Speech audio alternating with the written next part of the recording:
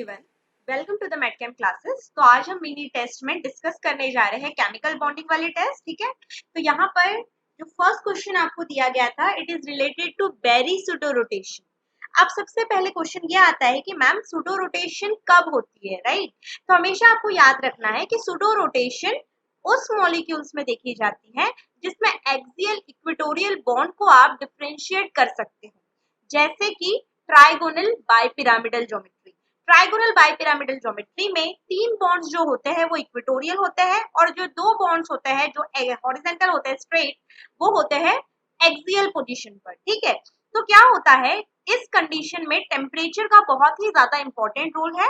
अगर temperature higher है, ठीक है, बहुत ही ज्यादा हाई टेम्परेचर गिवन है, या फिर रूम टेम्परेचर पर भी हम बात कर सकते हैं, तो आप ये कंसिडर कर सकते हो कि अगर टेम्परेचर रूम टेम्परेचर है या फिर हाई टेम्परेचर अगर आपको गिवन है, तो हाई टेम्परेचर और रूम टेम्परेचर पे रोटेशन बहुत फास्ट होती है, और आप बिल्कुल डिफरेंशिएट नहीं कर सकते कि कौन सा बॉन्ड एक्सियल है और कौन सा बॉन्ड इक्वेटोरियल है। इट मींस कि रूम टेम्परेचर और हाई टेम्परेचर पे सारे ही बॉन्ड्स इक्विवेलेंट होते हैं, एक ही कंसिडर किए जाते हैं। ओके, तो हम ये कंसिडर करते हैं कि जो सूडो रोटेशन होती है वो उस कंपाउंड्स में होती है जिसमें एक्सियल एंड इक्वेटोरियल बॉन्ड को आप मेंशन कर सकते हो। ठीक है, अब ये जो सूडो रोटेशन है ये डिपेंड करती है टेम्परेचर पे, जैसे मैंने आपको समझाया। तो अगर टेम्परेचर रूम टेम्परेचर हो जाए या फिर हाई टेम्परेचर हो जाए, तो रूम टेम्परेचर और हाई टेम्परेचर के केस में सारे के सारे बॉन्ड्स जो कैसे होते हैं, इक्वल होते हैं। इनके बीच में इतना फास्ट रोटेशन होता है कि आप बिल्कुल डिफरेंशिएट नहीं कर सकते कि विच बॉन्ड इज एक्सियल और विच बॉन्ड इज इक्वेटोरियल। ठीक है, all bonds are equivalent. But अगर टेम्परेचर क्या हो जाए, लो टेम्परेचर हो जाए, तो जैसे लो टेम्परेचर पे चीजें क्या होने लगती है, फ्रीज होना शुरू होने लग जाती है।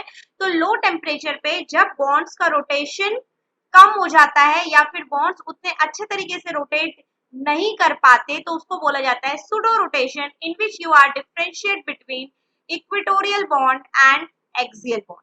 ठीक है, उसके अलावा दूसरी कंडीशन ये आती है कि अगर यहाँ पे जो सब्स्टिट्यूएंट्स लगे हुए हैं, जैसे मैं यहाँ पे लिगैंड सब्स्टिट्यूएंट शो कर रही हूँ मेटल से अटैच, तो ये जो अगर लिगैंड्स है, अगर ये बल्कियर है, क्या है ये, बल्कियर है, स्टेरिकली क्राउडेड है, तो बल्कियर होने की वजह से इनका रोटेशन काइंड ऑफ स्लो हो जाता है। क्यों हो जाएगा स्लो? क्योंकि ऑलरेडी हमें पता है कि जिस मॉलिक्यूल का साइज बल्कियर है, जिसमें क्राउडिंग है, वो थोड़ा सा रोटेशन क्या करता है, स्लो रोटेट होता है। ठीक है, तो अब यहाँ पर क्वेश्चन पूछा गया है कि जो सूडो रोटेशन है किसमें ऑब्जर्व नहीं होगी।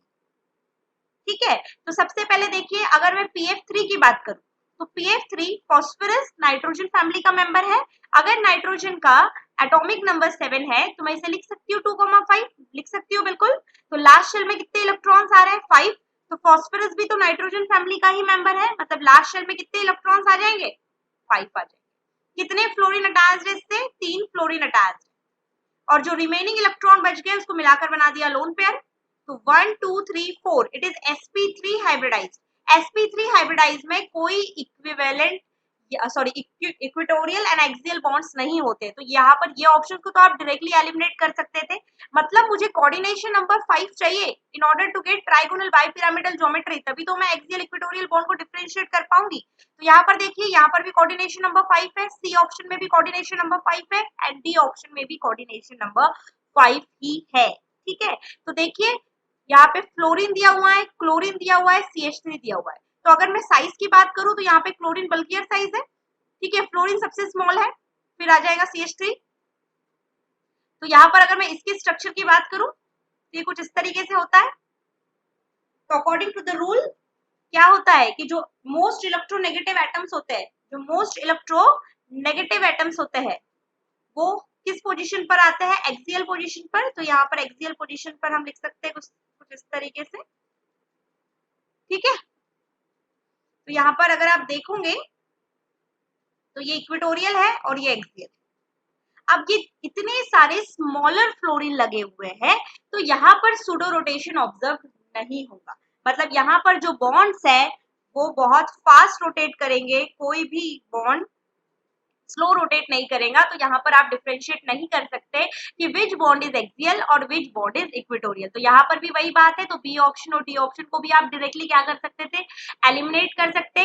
लेकिन यहाँ PCl5 है, तो सब में पता है आपको जो क्लोरीन है वो इक्विवेलेंट है सभी में। देखिए बल्कियर ग्रुप है और क्लोरीन बल्कियर होने की वजह से आप बता सकते हैं कि ये दो इक्विवेलेंट ये दो जो ग्रुप है ये एक्सियल होंगे और तीन क्या होंगे, इक्विटोरियल। तो कौन सा ऑप्शन राइट था इसमें, ऑप्शन नंबर डी जो था वो करेक्ट आंसर था।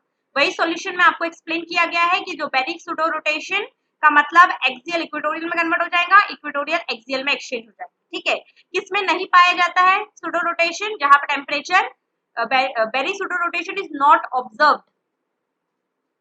कह रहा है कि बेरिक सूडो रोटेशन किसमें ऑब्जर्व नहीं हो पाता, ऑब्जर्व नहीं हो पाता है का मतलब कि जल्दी से रोटेशन ना हो पाए। तो अगर टेम्परेचर स्लो होगा तो आप डिफरेंशिएट कर पाओगे कि which one is axial which one is equatorial. ठीक है, तो यहाँ पर सूडो रोटेशन ऑब्जर्व नहीं होगा क्योंकि बॉन्ड्स क्या हो जाएंगे, फ्रीज हो जाएंगे।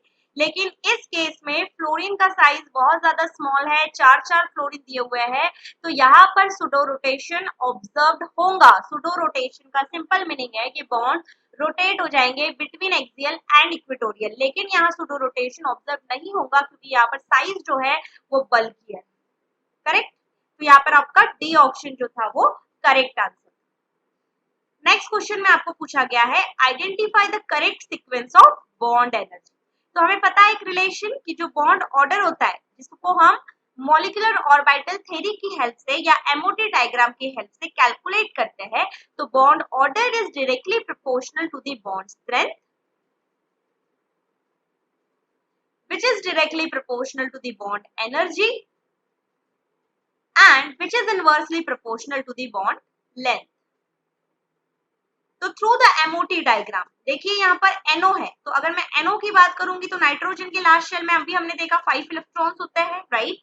ऑक्सीजन के लास्ट शेल में कितने इलेक्ट्रॉन्स होते हैं, 6 इलेक्ट्रॉन्स होते हैं। तो 5 + 6 कितना आ जाएगा, 11 इलेक्ट्रॉन्स आ जाएंगे। देखिए मैंने सोल्यूशन में भी आपको समझाया है कि किस तरीके से आप इसे कैलकुलेट कर सकते हो। जैसे ये नाइट्रोजन है तो नाइट्रोजन के हमने अगर वैलेंस इलेक्ट्रॉन कैलकुलेट करें तो 11 आएगा। टोटल अगर कैलकुलेट करूंगी मैं तो नाइट्रोजन इज 7, ऑक्सीजन इज 8, तो 7 + 8 कितना आ जाएगा, 15 इलेक्ट्रॉन। ओके, फिर NO प्लस है मतलब एक इलेक्ट्रॉन डोनेट हो चुका है तो ये आ जाएगा 14 इलेक्ट्रॉन। NO माइनस है मतलब एक इलेक्ट्रॉन गेन हुआ है तो 16 इलेक्ट्रॉन। तो इस इलेक्ट्रॉन की हेल्प से एमओटी डायग्राम की हेल्प से आप क्या कैलकुलेट कर सकते हो, बॉन्ड ऑर्डर कैलकुलेट कर सकते हो। मैंने आपको केमिकल बॉन्डिंग का जब भी रिवीजन क्लास करवाया है तो बॉन्ड ऑर्डर कैलकुलेट करने की ट्रिक भी बताई है। अगर आपने नहीं देखा है तो उसे जाकर देख सकते हैं, जिससे आप अप टू 20 इलेक्ट्रॉन्स तक बॉन्ड ऑर्डर डायरेक्टली कैलकुलेट कर सकते हैं। ठीक है, तो देखिए NO प्लस का बॉन्ड ऑर्डर कितना आ रहा है 3, NO का बॉन्ड ऑर्डर कितना आ रहा है 2.5, NO माइनस का बॉन्ड ऑर्डर कितना आ रहा है 2। तो मैंने अभी समझाया आपको कि bond order is directly proportional to the bond energy. जिसका बॉन्ड ऑर्डर ज्यादा होगा उसकी बॉन्ड एनर्जी भी क्या होगी, ज्यादा होगी। तो दिस इज द सीक्वेंस। तो कौन सा ऑप्शन राइट था इसमें, ऑप्शन नंबर सी जो था वो करेक्ट आंसर था। ठीक है, next question, percentage ionic character calculate करना था आपको HCl का, जिसमें आपको दिया हुआ था कि जो एक्सपेरिमेंटल वैल्यू है किसकी, डाइपोल मूवमेंट ऑफ HCl की, वो आपको ऑलरेडी गिवन है विच इज 1.03। ठीक है, क्या गिवन है 1.03। The length of the HCl bond is 1.275 angstrom. आपको लेंथ भी दी हुई है और परसेंटेज आयोनिक कैरेक्टर HCl का पूछा गया है। ठीक है, तो देखते हैं इसका सॉल्यूशन।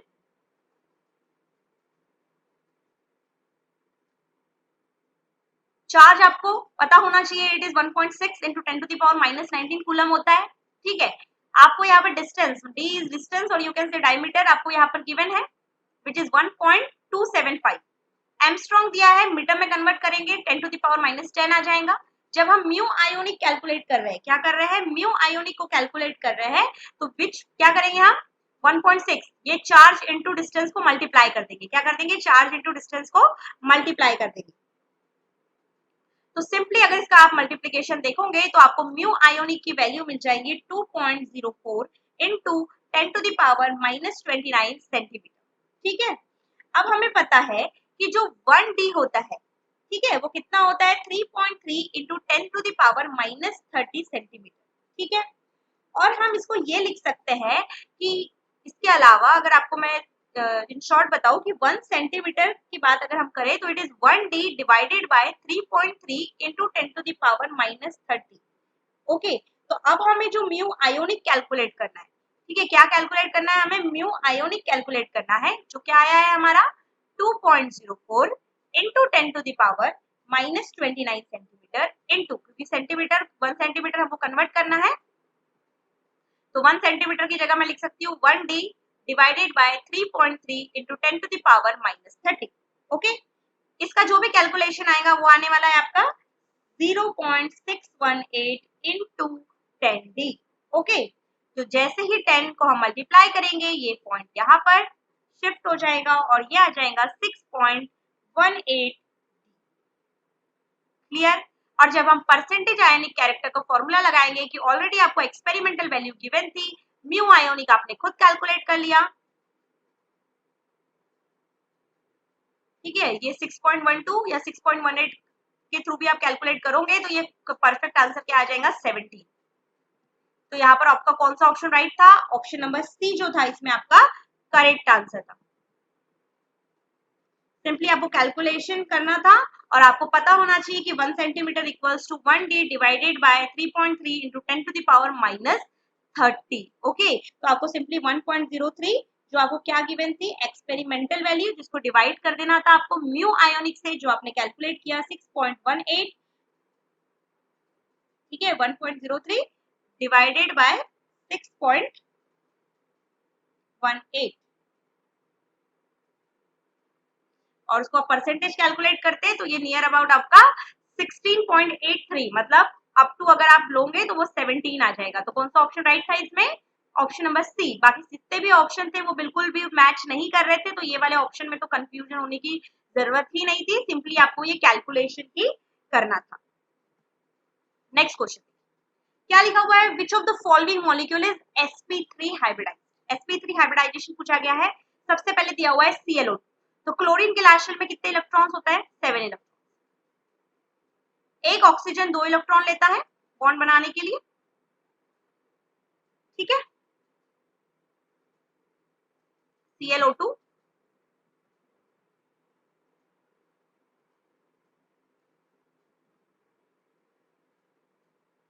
1 2 3 4 5 6 7 क्लोरीन,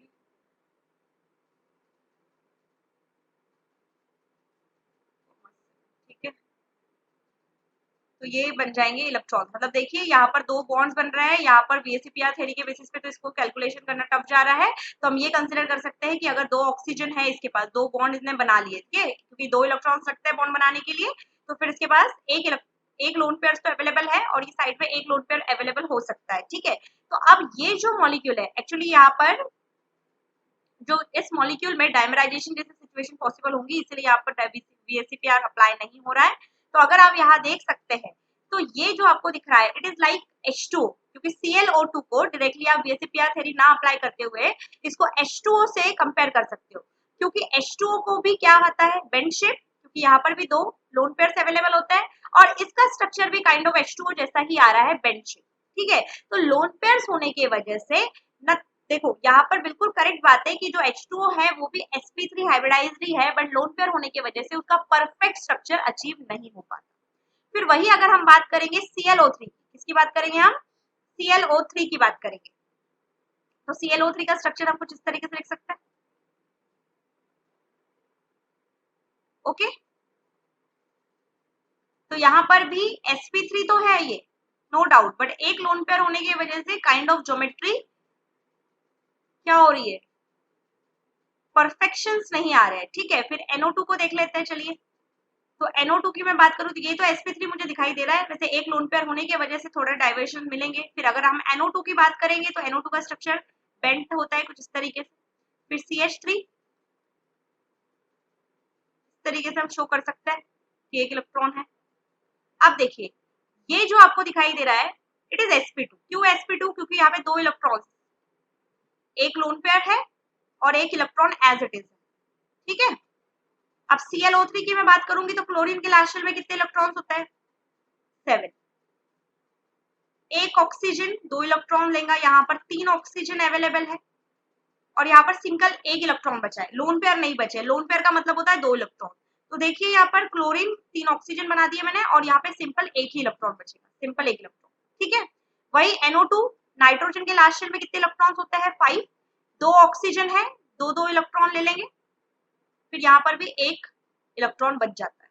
उसी तरीके से यहाँ पर 3 हाइड्रोजन बॉन्ड बना लिए और यहाँ पर भी 1 इलेक्ट्रॉन बच जाता है क्योंकि कार्बन के लास्ट शेल में 4 इलेक्ट्रॉन होते हैं। तो देखिए यहीं पर मैंने शो किया है कि यहाँ पर 1 इलेक्ट्रॉन बच गया है, 2 इलेक्ट्रॉन है, मतलब ये एक लोन पेयर है, यहाँ पर भी 1 इलेक्ट्रॉन बच गया है, यहाँ पर भी 1 इलेक्ट्रॉन बच गया है, यहाँ पर भी 1 इलेक्ट्रॉन बच गया है। ठीक है, तो क्या लिखा हुआ है सोल्यूशन में, presence of electronegative atom involve unpaired electron in hybridisation. ठीक है, ये अनपेयर्ड इलेक्ट्रॉन है।